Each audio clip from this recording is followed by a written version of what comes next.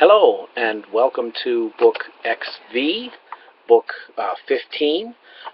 Sorry about the light there. There's too much. I asked maintenance to do something about that flaming gas ball up there, but and it comes through my window, but they haven't done anything. But so welcome and welcome to my library, and we'll pick up where we left off. And where we left off was actually we're still in the alternating scenes, the interlace pattern, where we do a scene, maybe a book or two from Odysseus's point of view, and then we see a parallel scene at the same time or a different time with Telemachus.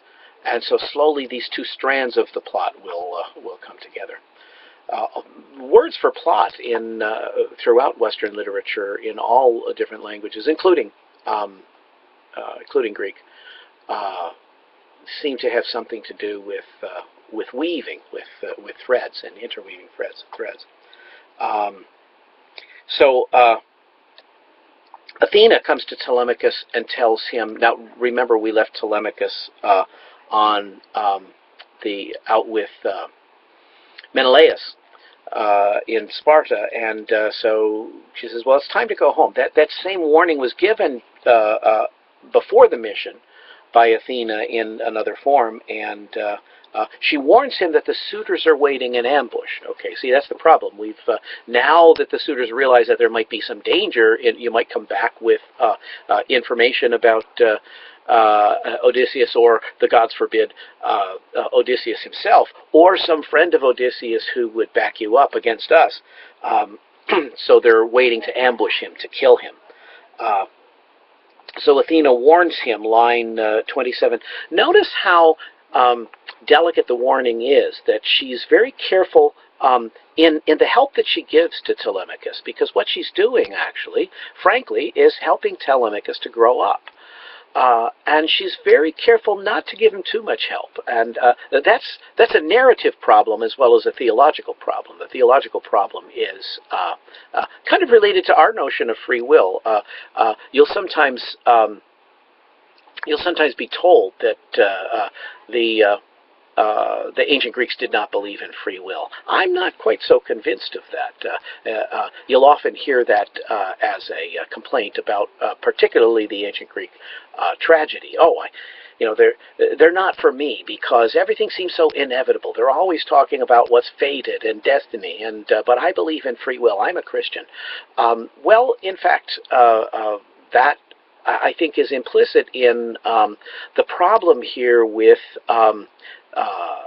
the aid of the gods. If the gods help you too much with everything, think of that theologically. How often do we pray for something, and when we don't get exactly what we want when we want it, we say God's not listening to us. Okay, but think of the situation. Think of what the implications that has for free will. How can we ever grow? Think of it in terms of parenting too, because we imagine God is presented to us, God is revealed to us in terms of a loving parent, okay, a loving father. So as parents, we say, well, the best gift that we can give our children, the best way we can protect our children, is to help them to develop their own facilities, their own way of solving problems. So sometimes we harm them by helping them too much, right? By becoming helicopter parents. And so that balance is something that Athena shows here in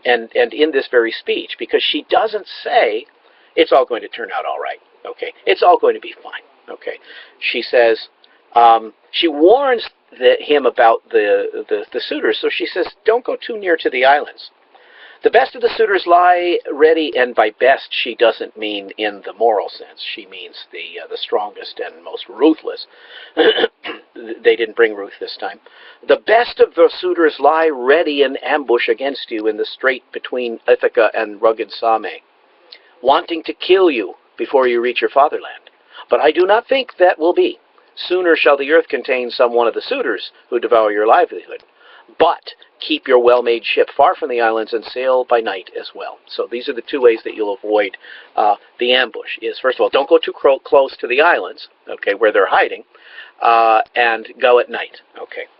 All right. So Telemachus takes leave of Menelaus, and now here we see a kind of a rhetoric that we associate with Odysseus. So this is a part of his growing up too, not only coming of age and becoming a man in physical strength and courage and standing up to fight the suitors, which he will on the side of his father at the end of this story. So sorry if that's a spoiler, sue me. No, don't say that too loudly, Dr. Holmes. Academic malpractice, it's right here. And now here, this is out on the internet for evidence for everybody. So I'm doomed now in the era of social media. Telemachus, in taking leave from Menelaus, shows exactly the same kind of rhetorical sensitivity to the response of his listener, as Odysseus showed when, for example, he although actually that's still when he takes leave of Calypso. Okay, yeah, I know you are a beautiful nymph, and that next to my wife, she is next to you. My wife is nothing, but I still love her. I still want to go back to her. And so similarly, Telemachus has to refuse the hospitality of Menelaus, and say, because Menelaus wants him to stay there, and he says, no, I've got to get going. So he says, Zeus nourished Menelaus, son of Atreus, chief of the people, line 64. Send me off right away to my dear fatherland, for already my heart is longing for a return home. Again, notice the parallelism to his father. His father yearns to come home to his wife. Telemachus yearns to come home because he's left too many things up in the air. Okay. Again, like the situation of Odysseus, his hosts ply him with gifts. Menelaus and Helen choose out the gifts for Telemachus. They're very wealthy, just as the Phaeacians are, just as the king of the Phaeacians are. And before Telemachus departs, we see another eagle omen. Anything with an eagle we know is straight from Zeus. And the eagle seizes the goose, clearly indicating that the eagle, the righteous Odysseus, is going to defeat the goose, the suitors. And that's exactly how Helen interprets it. She says in line 173, just as this bird seized the goose reared in our home when he came from the mountain where his descent and his birth are, so Odysseus, who has suffered many ills and wandered much, will return homeward and do vengeance. Okay, so he'll take care of the suitors. So now we mount the chariot, we go cross country back to Sandy Pylos. If you consult your map, you will see, and notice how exactly symmetrical this is. Telemachus sails from Ithaca southward and lands at the beach at Pylos, then takes with Pisistratus, he takes a chariot straight across the mainland of Greece until he reaches Sparta, and so now we reverse that, go back, and then sail from Pylos back to Ithaca. Just before they leave, however, a character is introduced who doesn't seem to have much significance. Theoclymenos is his name. We haven't heard from him before, and we will not hear from him again. Okay. His function here is, first of all, he is really experiencing what Odysseus said he experienced, and that is exile due to murder. And so he asks Telemachus for refuge and a trip back. Okay. And so the kindness that he shows to Theoclymenos then is a kind of almost earnest money, as it were, for for the same kind of kindness being shown to his father. Okay, that's another reason for indulging in acts of kindness, is that they kind of spread out. Okay, and so if you want them to come back to you, you reap what you sow. It's a kind of a Greek version of the law of karma. So Telemachus grants the refuge to Theoclymenos, and we switch suddenly in mid-book to Odysseus. And Odysseus tells the swineherd, we're back in the swineherd's place, the hut, and he says something that makes the swineherd balk. He says, you know, I think I'll go and beg from the suitors. Okay. You know, that's not such a good idea. The swineherd wants him to stay there where it's safe. Don't even get involved with those guys. But of course, we know why Odysseus wants to go there. We know that he is, in fact, Odysseus, and he wants to confront them, but not yet. He wants to watch them too, right? Because so far he's just had the hearsay evidence against them. He has to judge for himself.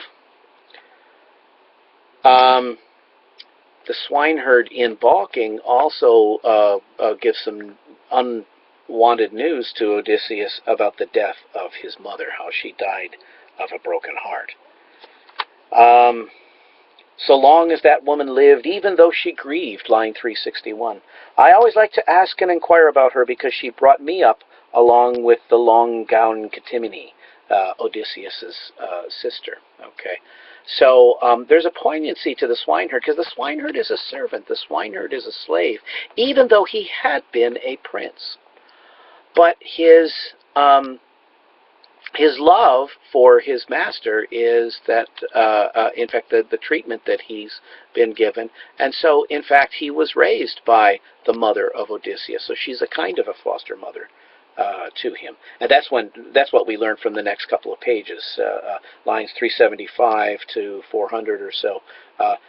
Actually, further than that, 450 or so. He tells the story of being born a prince, but then the Phoenician woman steals him, sells him to the sailors that she's sleeping with, and escapes with them, and she goes off taking the young Eumaeus, but she dies on the trip there, so Eumaeus is sold to Laertes, the father of Odysseus. So he becomes the swineherd, so his master is Laertes, the father of Odysseus. So Telemachus goes there, and that's where we'll pick it up in Book 16. Telemachus's entry into the hut of the swineherd. So we'll see that in our next exciting episode, Odyssey 16. Boy, it's going to be a thrill. So I hope to see you there. God bless you.